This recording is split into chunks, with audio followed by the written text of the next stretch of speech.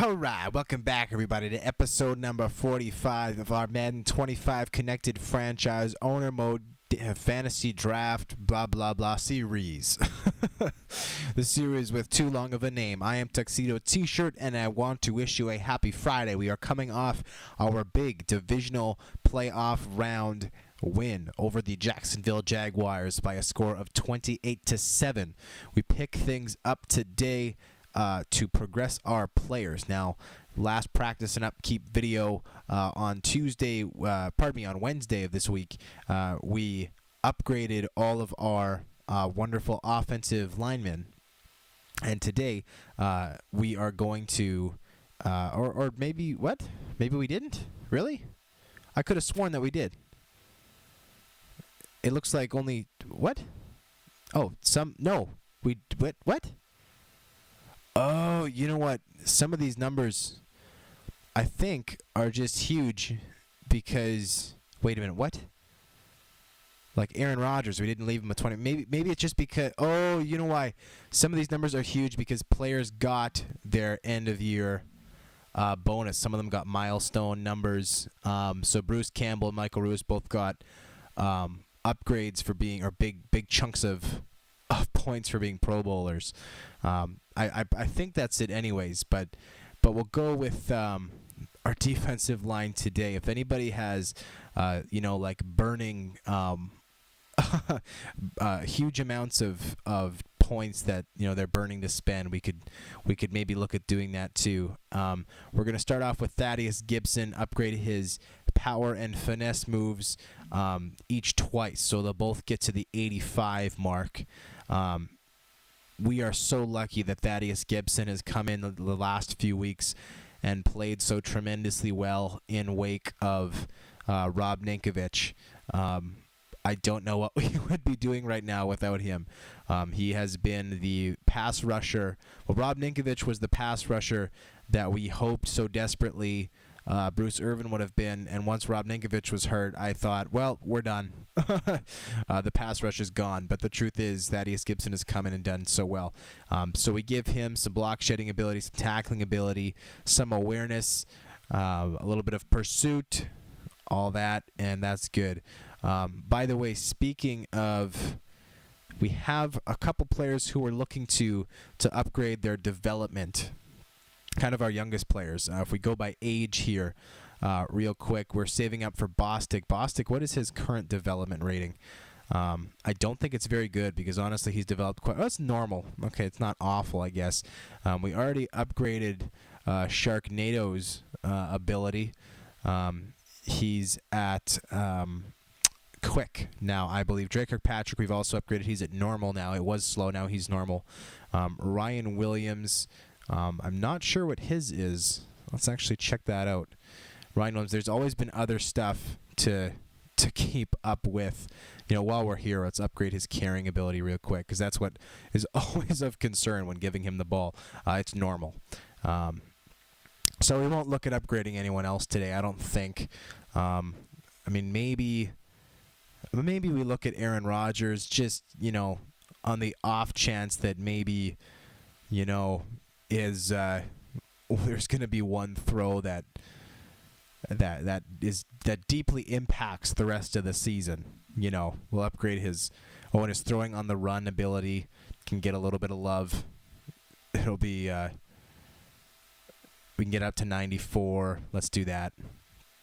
Okay, so Aaron Rodgers and anyone else who maybe has a ton of points with an area they really need to improve. Bostic, we're waiting on his development. The rest of these guys, no, it should be fine. We'll keep on with our defensive linemen as scheduled.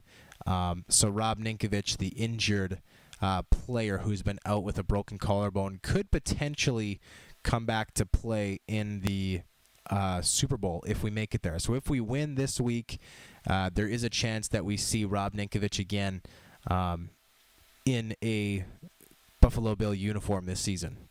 It's not a guaranteed thing, but there is a possibility of it anyways. Let's look at, we upgraded his power moves. Let's go finesse moves. Obviously, Rob Ninkovich is more of a power type of rusher, but that doesn't mean his finesse moves are unimportant. If we could get him up to like an 80 in this, even just respectable level for a star defensive end like he is, that would be wonderful, and we will be able to do that. We can follow that up maybe with some play recognition. Play recognition has become really important for defensive ends because of the introduction of the read option play. The read option play is something that the first and most important line of defense against is the play of a defensive end. Speaking of defensive ends, Bruce Irvin. Let's check out his development rating. It's quick, which is surprising to me because he's been so bad. Quite frankly, I mean, he's a freak. His power moves are phenomenal. His speed is unbelievable. His stamina is pretty poor. I know we've looked at putting some points towards that. His tackling needs to be a bit better. His awareness could be better. Let's get that up to an 80. Block shedding, what's that at? Block shedding is just 75. Yeah, this is where we need to spend most of our points.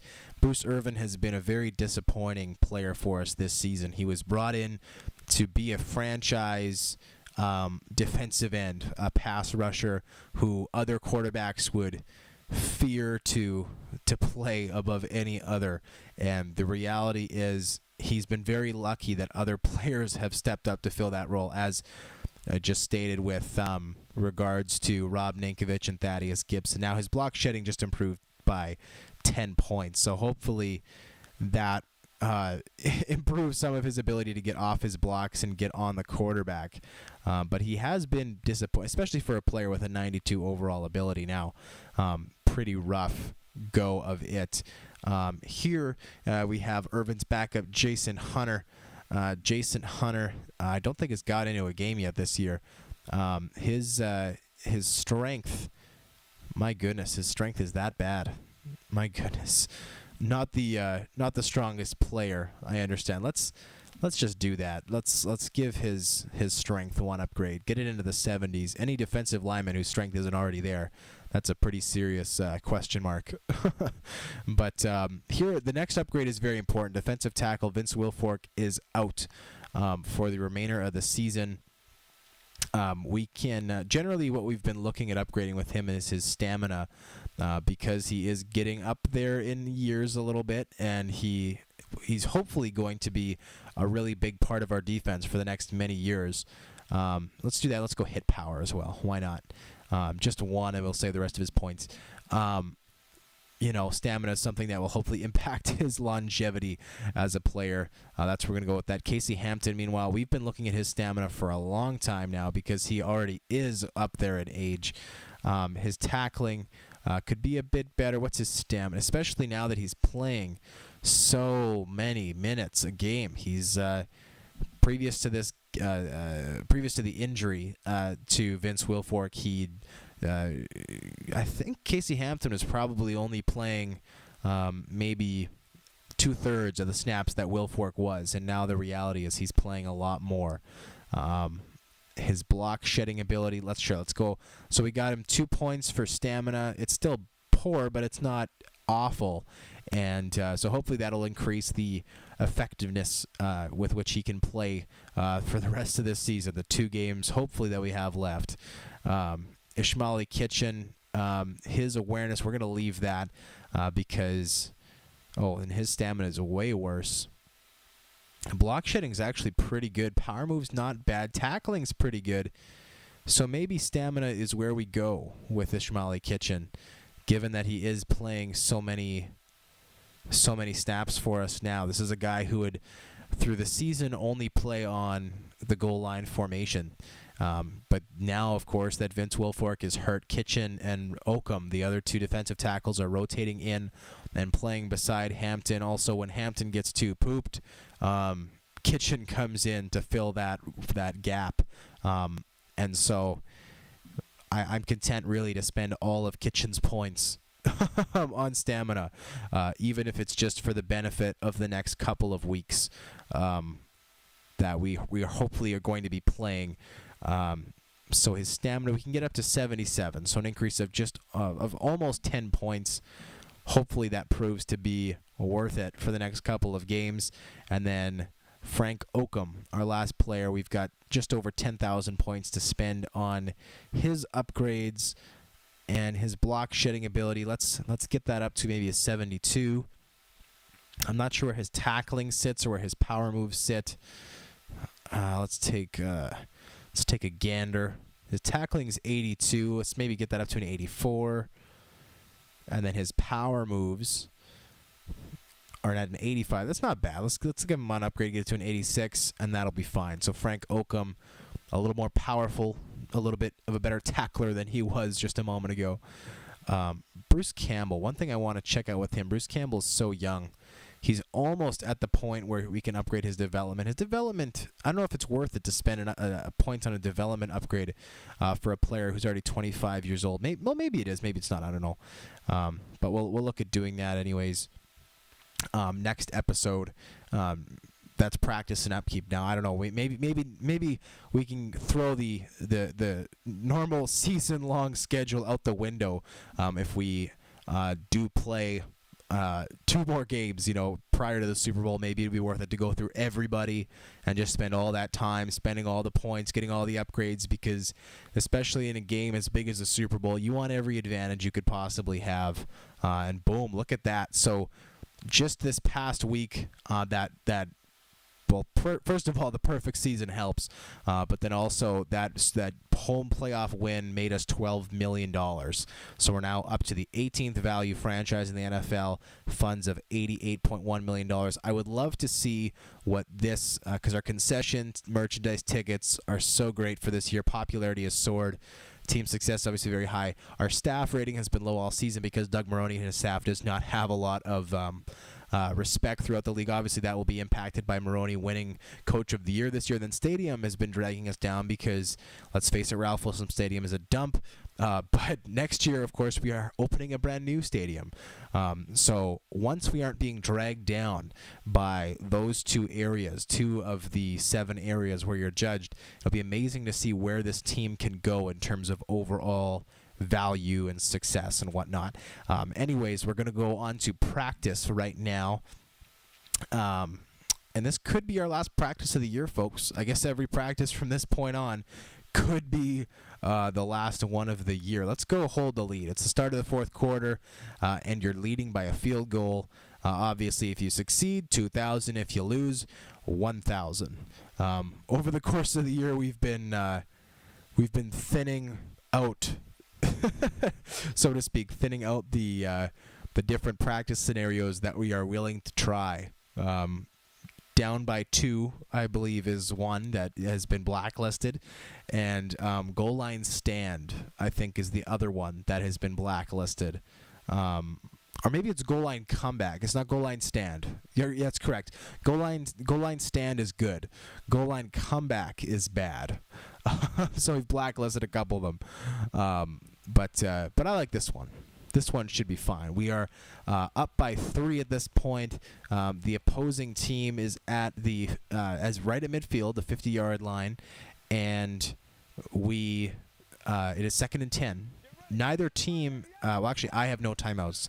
The flippity flops have all 3 of theirs. Fortunately for us, number 82, the flippity flops, steps out of bounds on that play. It goes for no gain. So the clock stops, 4:56 left in the practice scenario. We maintain our 3-point lead. The flippity flops come out here in shotgun. Bostic is in man cover, and they're sending all 4 guys way down the field. Durant with the sack, and that will keep the clock running. 4:47 left in the practice scenario. And we are going to return this punt straight up the middle with Jacoby Ford. What a great defensive stand there for the Bills. Flippity flops forced to punt from their own 43. The punter standing about at his own 28-yard line, punts it off. It lands at about the 18-yard line of the Bills. Ford tries to get this one in and around, and he gets a nice return up to the 34-yard line. I think it was only about 6 yards, but from what he had to work with, that was pretty darn good. We'll start off by giving the ball to Ronnie Brown. Ronnie Brown had a rough game in episode number 44 yesterday. He one of his worst. And look at that, another rough play there. One thing I'm thinking could be impacting Ronnie Brown's running ability is obviously Ronnie Brown needs a little bit more time to get up to where he's going. He's a bit of an older player. Speed isn't there as much as it used to be. And Doug Baldwin, I think, is our best blocking wide receiver. Deshaun Jackson, Jacoby Ford, more speed guys who are now in position to do more blocking. So I think maybe just not being able to seal the ends as well with Ford and Jackson is impacting Brown's play a little bit. And an awful throw there from Aaron Rodgers. And so decision time here, 3 minutes 11 seconds left in the practice scenario. I think, given that it's practice, I think we find a play that we like and we trust the players in question to make the play. And sure enough, it pays off. Heath Miller, first down at the 47-yard line of the Bills. Clock keeps running. Let's go back to the I formation. Let's give Ronnie Brown some more carries. That first one for him was rough. Second one was good, which was a gain for about 6 yards, I think. So he's got 5 yards on 2 carries so far. Not a great average. The flippity flops here have stacked the box. They've got 7 guys moved right up, just three deep. Both corners and the safety are deep. But some good blocking here. Brown squirts through, and that's a gain of 7 yards. So Brown, an average of 4 yards per carry so far. 3 carries for 12 yards. Good for him. I don't want to tire him out by giving him a million carries, but it is imperative, I think, to kind of get some of his confidence back. I don't want him going into the conference final with a bad taste in his mouth. I mean, maybe a bad taste in your mouth is a good thing. It's motivation, to keep going. But I don't want him to be down on himself. I guess that's what I'm saying. And there's a nice run. Another nice hole on the right side of that line. That's a 5-yard carry, and it forces the flippity flops to use their first time out. And so they call the timeout. We're looking to pass the ball here. And you know what? I don't like this defense that we're seeing. We're going to run it to the right side. I don't think this play is going to be effective, but we need to keep it on the ground. And Brown does get outside. It is effective. That's a gain of 9 yards. Interesting. I very, very rarely call plays like that, especially when Ronnie Brown is in. That's a play it's just a complete speed play off to the right side. But hey, the offensive line with the help of Heath Miller did a great job of sealing the end. It forces the flippity flops to use their timeout, and there Brown goes down just before the first down marker. So he's actually stopped for no gain. I think he did make forward progress. Either way, the flippity flops used their last timeout, so none left. So all we need to do here is convert this 3rd and 1 on the ground.